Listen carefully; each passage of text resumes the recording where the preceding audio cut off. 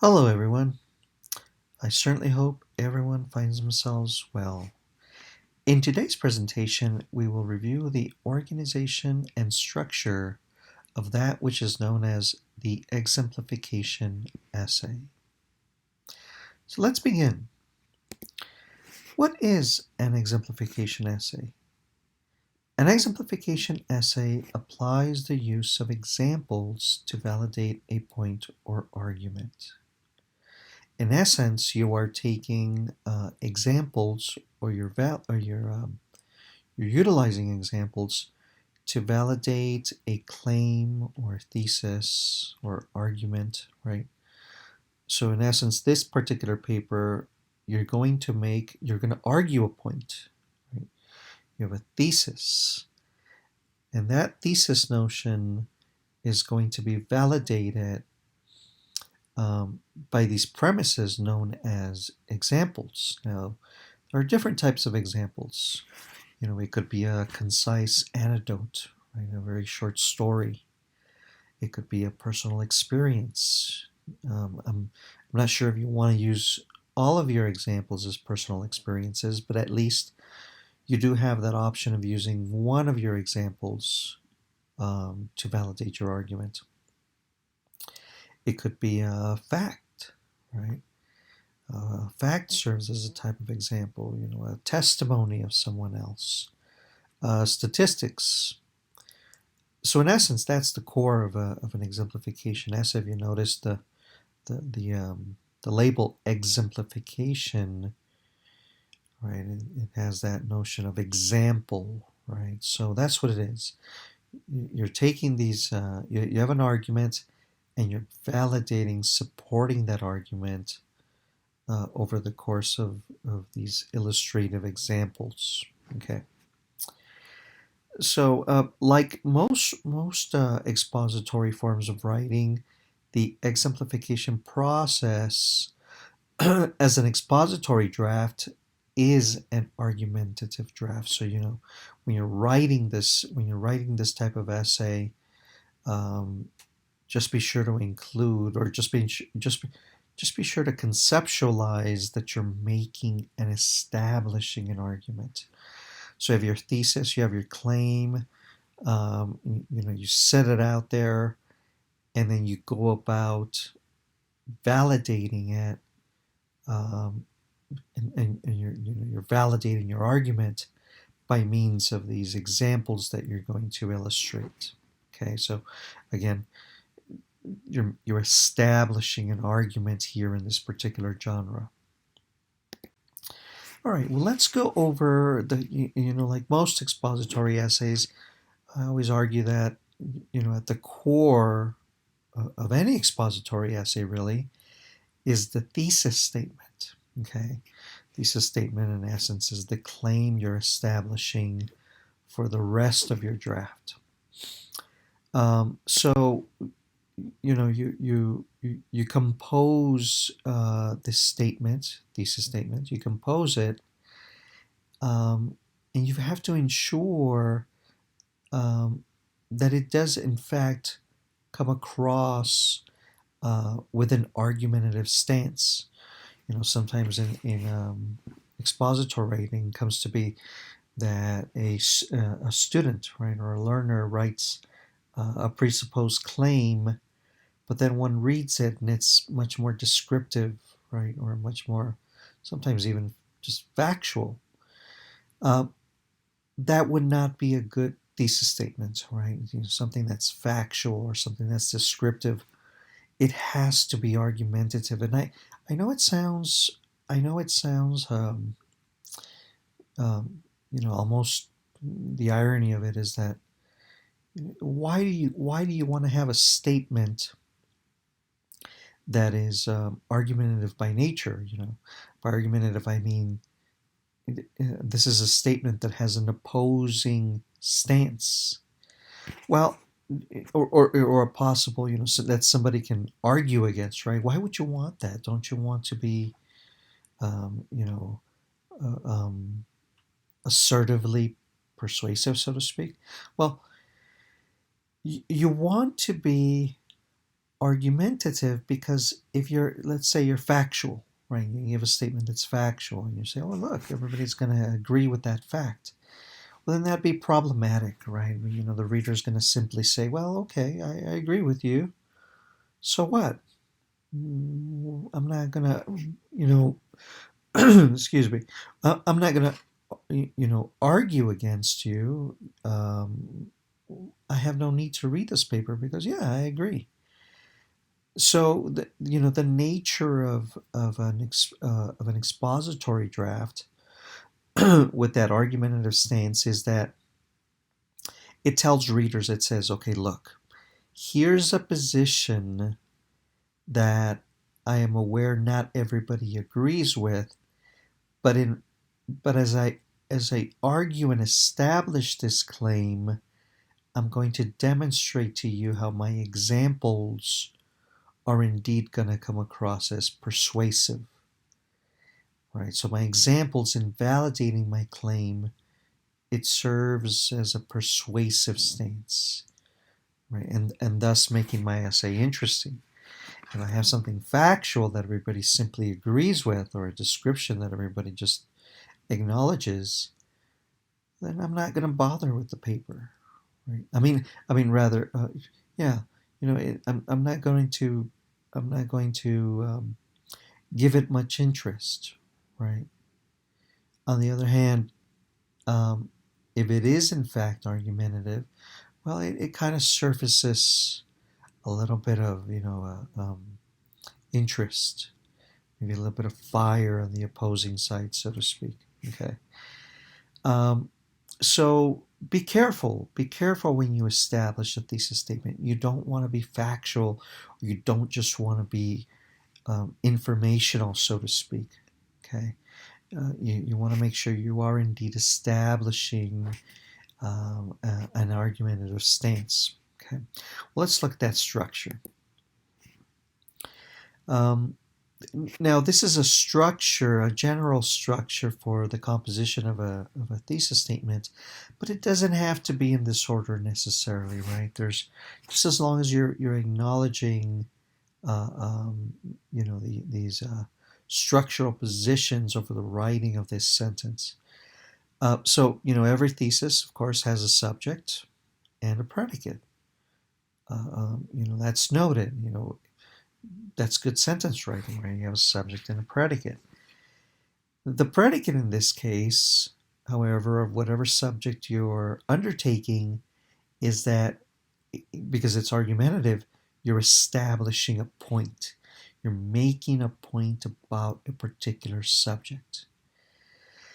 Now, once you've established the point, the point's not going to just lay out there, out in the air, so to speak.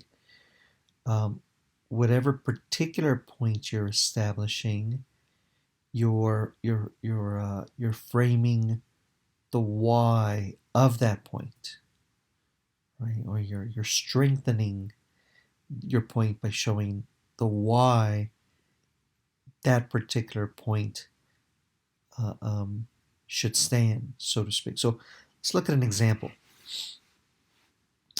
Technology tends to have a harmful effect on learners' academic competence due to its effects on their cognition, including a learner's focus and attention and the competencies of reading and writing. Okay. Well, let's take a look at this thesis. Let's break it down and look at the parts of it.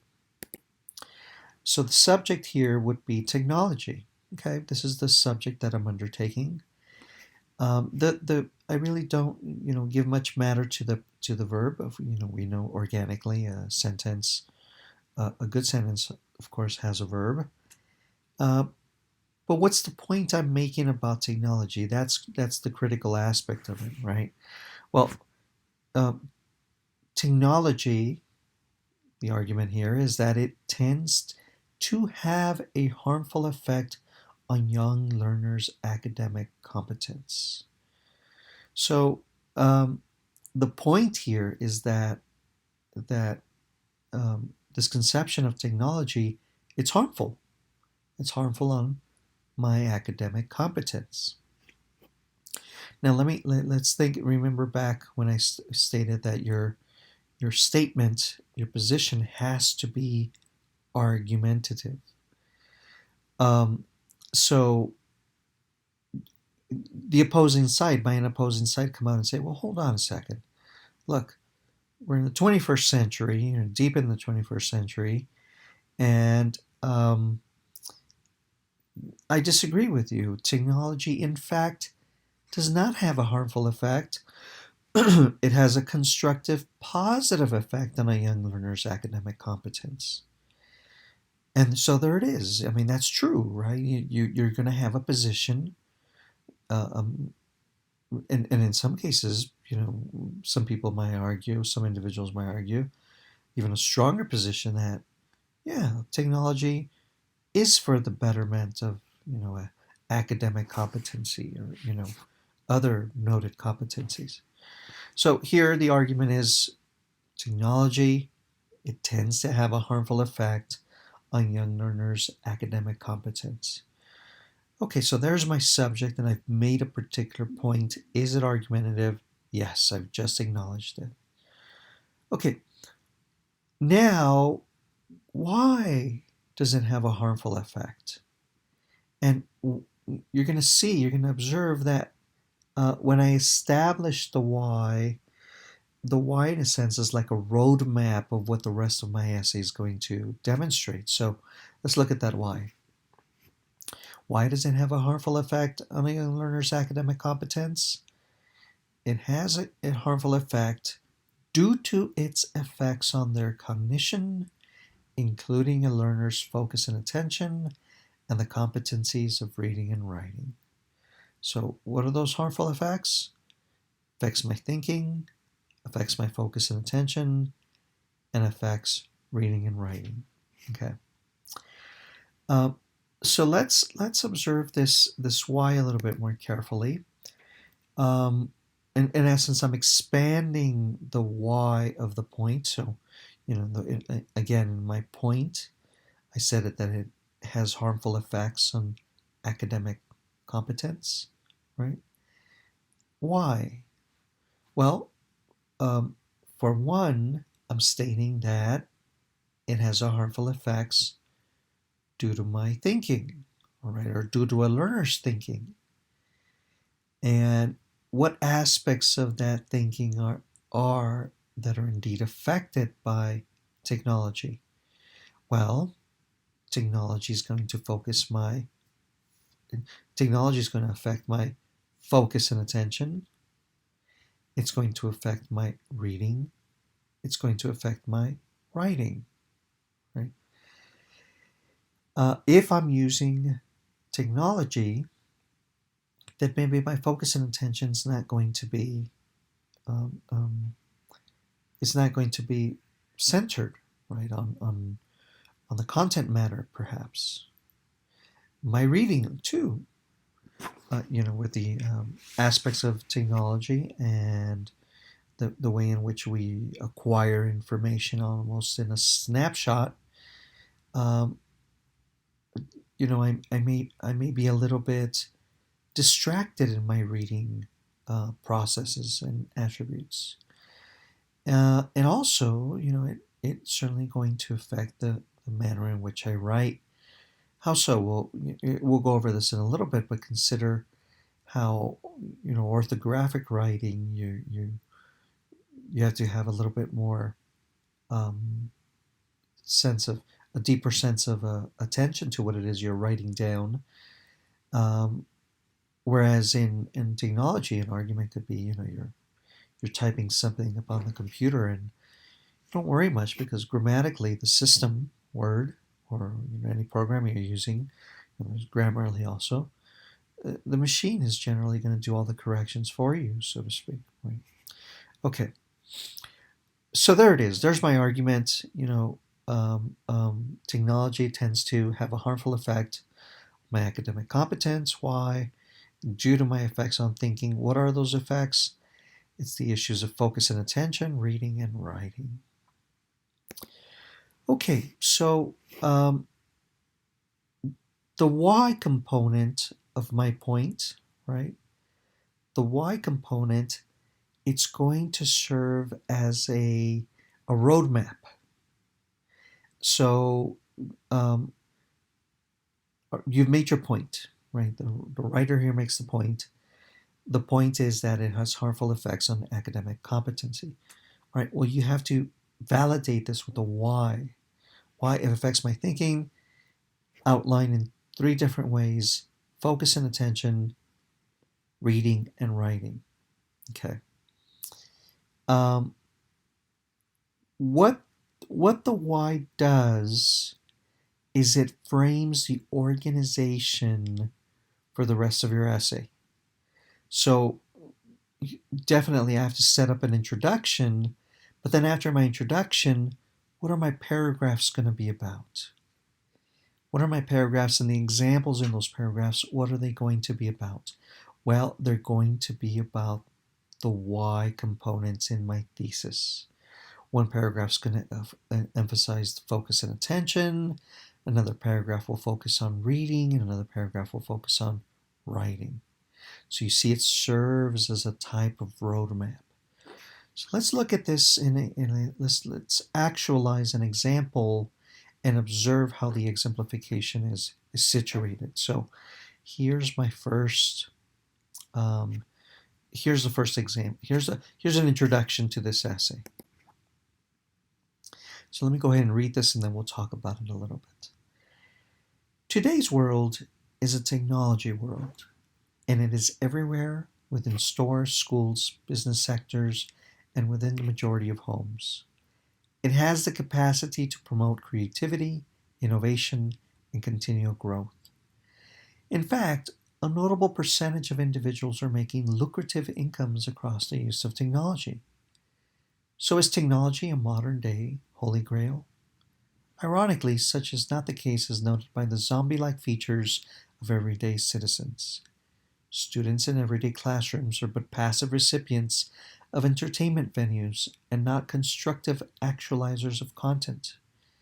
In sum, technology tends to have a harmful effect on learners' academic competence due to its effects on their cognition, thinking, including a learner's focus and attention, and the competencies of reading and writing. Okay. So there's an introduction. How did I go about writing my introduction? So if you observe at the bottom, I certainly have my thesis there, right? In sum, technology tends to have a harmful effect on learners' academic competence due to its effect on their cognition, including a learner's focus and attention, and the competencies of reading and writing. Okay, so there's my thesis. Beforehand, if you look towards the top, you notice that I'm in a way speaking about technology almost in a positive venue, right? I'm almost not really addressing that it's a harmful aspect, but actually a constructive aspect. What this does is I'm demonstrating to the reader. I'm saying, look, hey, look, I'm setting up the framing for you of that. As we go further down the introduction, I'm setting up the framing at the top where I'm showing you, okay, look, technology is a good thing, so it must indeed be a holy, metaphorical holy grail, so to speak. However, then I switch it over and I start slowly diluting that positive aspect of technology onto my argument, right? It's not quite a holy grail because of these zombie-like features, and then look what students are doing in classrooms. They're like zombies. So because of that, I'm going to argue that it has these harmful effects. So whenever you write an introduction, it might not be a bad thing to begin with start writing an introduction on whatever topic you have, by noting maybe something like a positive aspect, and then slowly but surely shift it over onto your opposing argument of that stance. Okay, just an idea. Okay. So there it is. We have our introduction. We have an argument. Now we're going to head on over to our supporting ideas. So anytime you have an expository essay, you have to have supporting paragraphs. So let's go on to the support. So the support. Now, with your supporting paragraphs, you don't just immediately go about and start illustrating your examples. No, um, you have to establish the, they're not thesis statements, so to speak, but we're going to call these main ideas. So at the beginning of each supporting paragraph, you're going to establish a main idea to validate the support that you're about to show. So what is a main idea? Well, generally, right, it's the primary or most important idea within that paragraph. And that main idea is functioning to support your overall argument, the thesis. Now, your main idea may be implied, stated directly. It is often at the beginning of a sentence, um, or, depending on how you want to structure it, it's sometimes at other positions within a supporting paragraph. The point is, you want to make sure that your supporting your main idea is within the supporting paragraph. I think it's a good situated position of a main idea, certainly at the beginning or at the end, depending on how you want to structure it. If you put it in the middle there, it's going to kind of get lost within the example. So that's my suggestion. You want to put it at the beginning or at the end. For purposes of this essay, I'm going to establish these main ideas at the beginning of each supporting paragraph. So let's continue looking at the support. And so before I even write each of my supporting paragraphs, what I'm going to do is I want to think, okay, let me compose a main idea. And you know what? Once you establish your thesis, you're not writing your main ideas from scratch.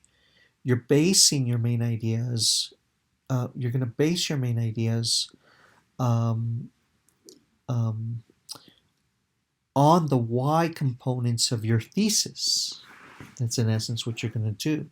Okay, so let's go about it and let's look at these main ideas. So my first paragraph, just like my thesis, it's going to focus on focus and attention. So main idea 1, technology tends to affect a learner's focus and attention. Okay, it's slightly inferentially argumentative, right? But it's just in a sense it's establishing what that particular paragraph is going to be about. So technology tends to affect a learner's focus and attention. Paragraph 2. Technology's quick access to information makes reading challenging. Okay. That was a little bit more argumentative, right? And somebody might say, no, technology makes my reading more efficient, right? Paragraph 3. Technology leads learners away from the writing constructs of the brain to those within the medium of writing. So there are my 3 main ideas, and each one of these is going to be the kind of mini argument for each of my supporting paragraphs. Another thing you want to do is as you reach your main ideas, evaluate the extent to which each one of them indeed supports your thesis statement. Okay, so main idea 1, technology tends to affect a learner's focus and attention. So let's look at that first paragraph. And let's go ahead and read it. If you notice at the top, I've highlighted it. It begins as follows. Technology tends to affect a learner's focus and attention. It may be argued the majority of individuals in progressive societies have an inner desire for those things that are primarily sensory, as opposed to things requiring a more thorough and interpretive process of thinking. Why are superhero movies more successful at the box office than true to life dramas? Why are Big Macs, cheesecake, and Coca-Cola more desirable than veggies and fish-based forms of protein? Excuse me. The logic being that one assumingly knows such diets are healthier for one's well-being. In the same manner, technology-based mediums, with its access to social media, videos, music, etc., tends to shift the necessity of the mind to the sufficiency of the senses.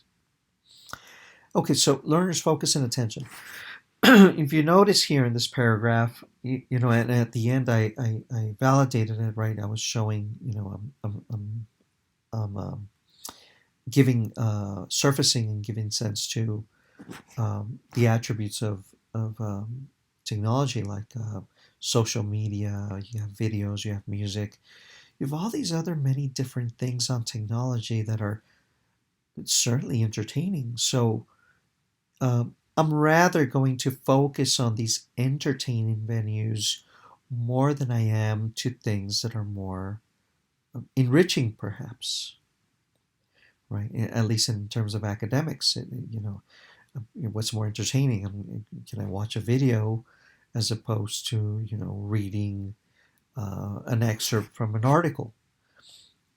Of course, it's going to vary on the person, but I'm also using like a metaphorical comparison.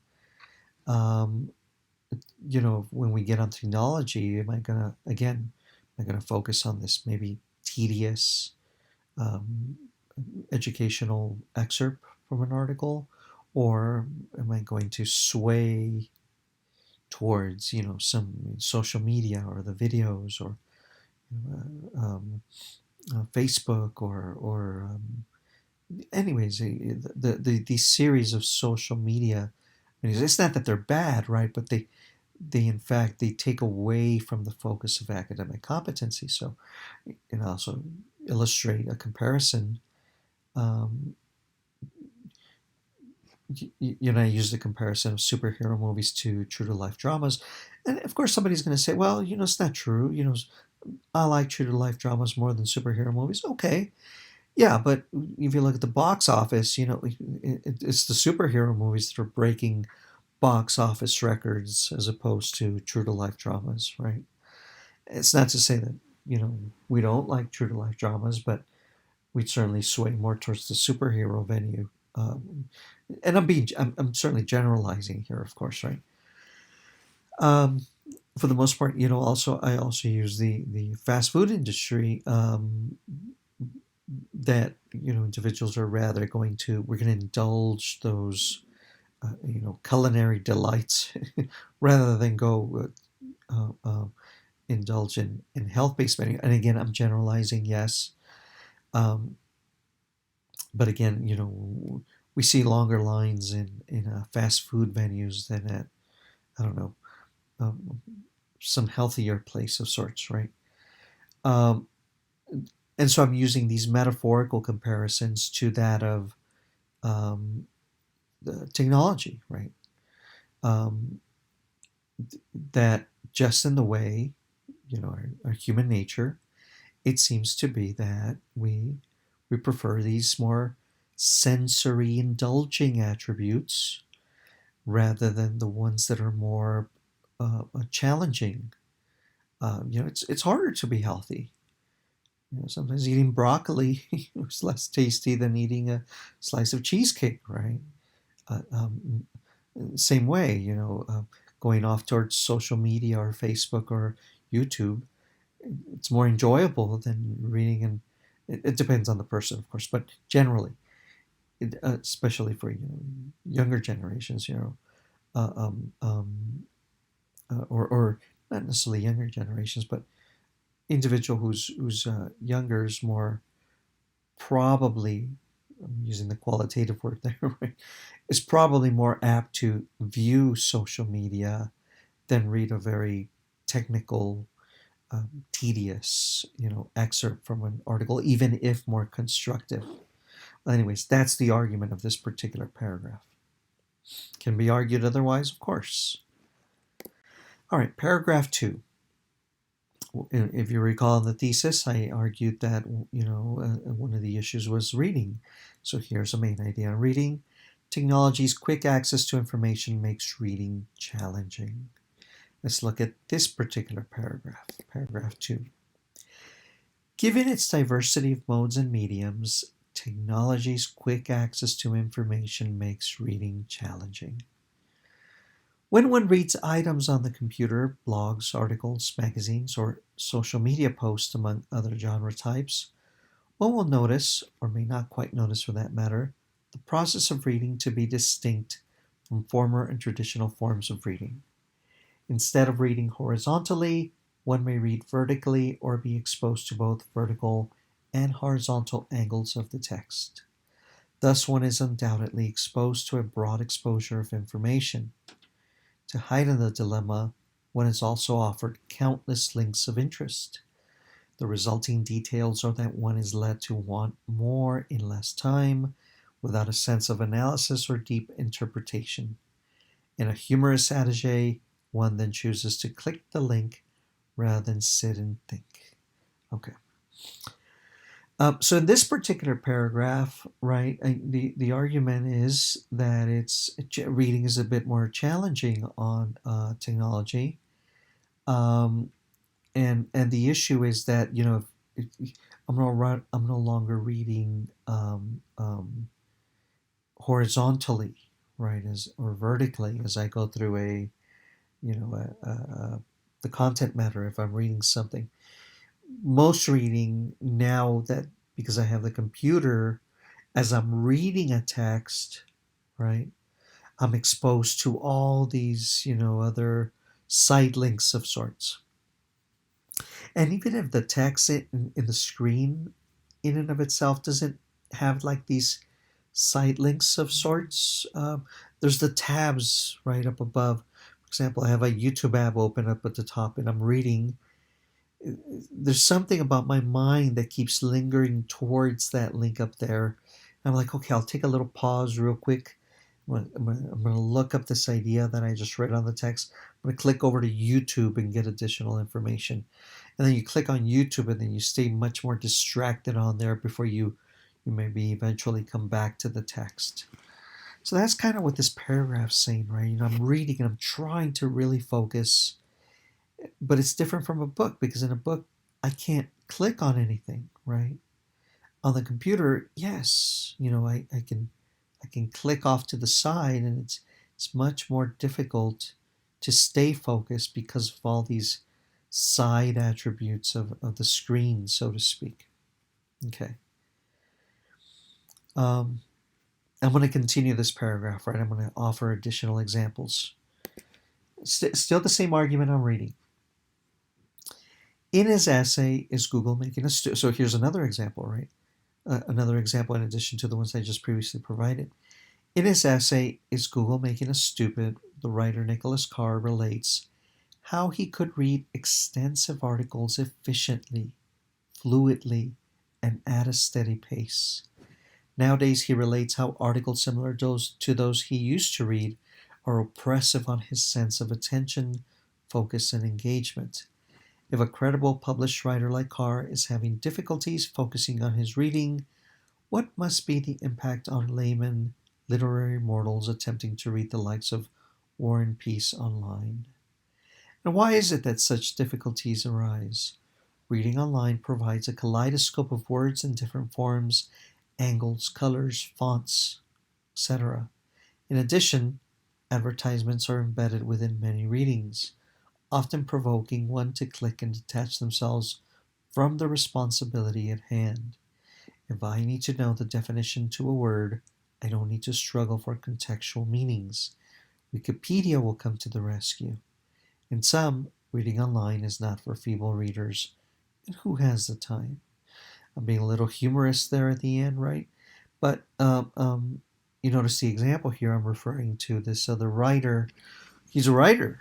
If you're a writer, you're generally a reader. And I'm saying, here's this very educated, notable writer who's having difficulties with reading, as he himself credits.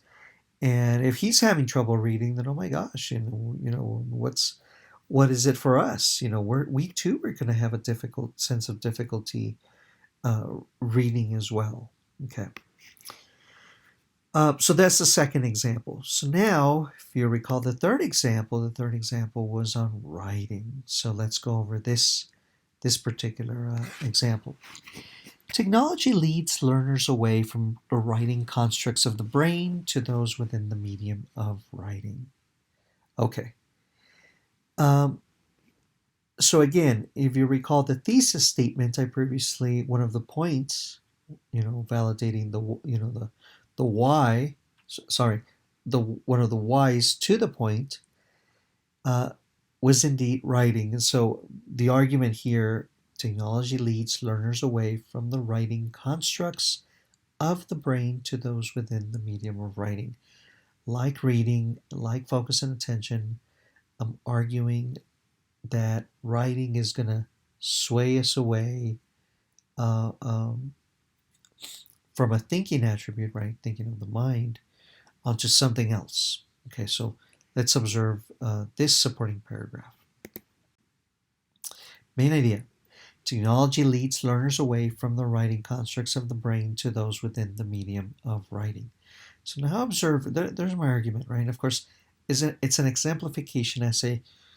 What are my examples here, right? How am I going to exemplify that main idea? So, iconic writers like Stephen King and J.K. Rowling also noted how technology is a medium that impacts their craft. King and J.K. Rowling express how they prefer to utilize pen and paper to a digital medium. Why? Simply stated, it allows for more freedom and control. Writing on Word creates a sense of dependence. The database on Word will correct your words. You, the writer, are in a sense detached from this responsibility. In addition, the computer is distracting, leading one to write in fragments. Perhaps a writer looks up something online in order to provoke an idea. Whatever the cause, it seems the old school allows one to be more responsible and thus reduce initial mistakes on account of thinking more carefully prior to decorating the page with one's craft. Like Van Gogh, perhaps a starry night would inspire the best of us, assuming the stars are gleaming about and not within a desktop canvas. Okay. There at the end, it's just like the some of my previous paragraphs is a little bit of a metaphorical comparison. So just in the way that Stephen King, the iconic writer, and J.K. Rowling, they've written tons of books. Just in the way that they rather prefer a pen and paper to be able to focus deeply on the writing, so too an artist, right? Or the everyday admirer. It's nicer to old school it, pen and paper. It's nicer to go out there in nature and observe the sky than to observe the sky on the screen of a computer, right? It's better to write on paper and pen than to write on, this digital canvas of sorts. Although today, I get it. Today's so difficult, right, to do that. But if you try it, you never know. If you write on pen and paper, you'd be surprised, how much more creative you are. And then, yeah, it's a little bit more work. You have to transfer that writing over to the computer, but at least you've gotten your ideas down on writing. Okay. So there's my third supporting paragraph. So you notice that each one of my supporting paragraphs has the main idea. And where did I get that main idea? You get that main idea from your thesis statement. All right, conclusion. So how do we construct an exemplification conclusion? All right, well, let's take a look. In a conclusion, a lot of writers tend to, a lot of, I would say maybe perhaps inexperienced writers tend to believe that the best way to write a conclusion is to write maybe just restate the thesis. While that is okay, I want you to think about this idea of action and agency. And by action and agency, um, this is the last paragraph the reader's going to read. Even they can go back and reread some other aspects, but what do you want them to leave with? Do you want to just be repetitive with the argument you're making? At this by this point in the draft, the reader should already have a deeper sense of the argument that you're establishing. So maybe you could use it a bit more constructively for doing something else with the conclusion. So here are two possibilities. So again, it's the last thing the reader's leaving with. So here are a couple of effective options. One, offer a solution. If you're establishing an argument, and if you're arguing something, the argument is noting that there's a problem out there, right? So if there's a problem out there, then why am I making this argument about technology? Well, I'm situating that there's a problem. Technology is problematic to our thinking. All right, so you're making me read this draft. So what then? Okay, well, look, I showed you those examples first to prove it to you. So look, let's do something about it, right? Given that each rhetorical genre includes a thesis, then you as a writer are establishing an argument. As a result, propose to offer a solution that resolves this argument. So you're looking for a solution that resolves and mediates the argument. Two, offer advice. Sometimes it's difficult to come up with a solution, right? Sometimes it's difficult. I don't know the answer. How do we resolve this?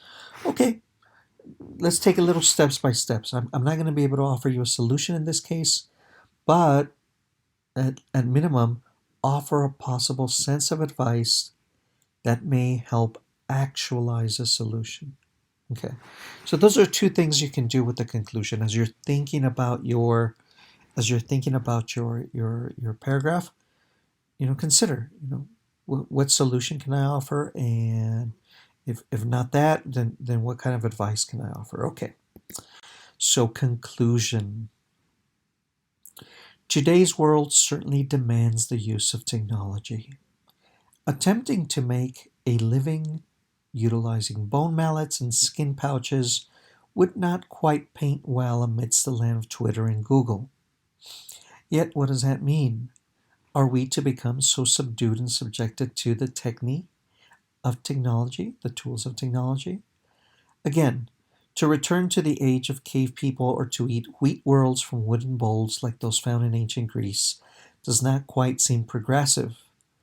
But if such mediums are capable of treating our minds like marionettes, then shouldn't one reshift one's goals and agendas? There's nothing more powerful than the human mind. It has restructured entire cities, states, countries, and the world as a whole. It has invented realms of virtual reality and the very devices that seem capable of deteriorating one's reason. For without the mind and an empowering of the mind by means of literature, knowledge, and human interaction, it is those very devices that will run the world. Siri and Alexa may be helpful, but let us remind them who gives the orders. Okay, so that there in this conclusion, I'm not in a sense um, offering a solution, but I'm kind of stating it says, look, I'm not saying let's go back to the caveman era, right? We're so advanced, right? Progressively, I'm not arguing that we should go back to days of old, right? We certainly want to be progressive, but at least have an awareness that if we're not careful, it's these AI sort of mediums that are going to wind up ruling over us if we're not cautious. Just as the end there says, yeah, it's they are helpful, but let's be aware and let's be conscious of who it is that is guiding things, and let's not forget what's the most powerful tool. And the most powerful tool is, guess what? It's our mind. our ability to think within ourselves, not by means of the computer. So if we're relying on the computer, then we're taking away from the strengths of one's mind. Okay. I hope this helps you. I hope this helps you. We've gone over the essence of the exemplification essay. We observed the thesis statements and how the thesis statement establishes one, an argument, and two, the whys to the point that you're arguing, and how each of the whys serves as a roadmap, right? A main idea for each of your supporting paragraphs, and the way in which the support situates examples, right? Look, I'm giving you examples. I'm illustrating by means of examples a validation for the argument that you're establishing. Okay, so this is the essence of an exemplification essay. I hope this has helped you and helps you with your future writing endeavors. And I thank you for listening to this presentation. Thank you.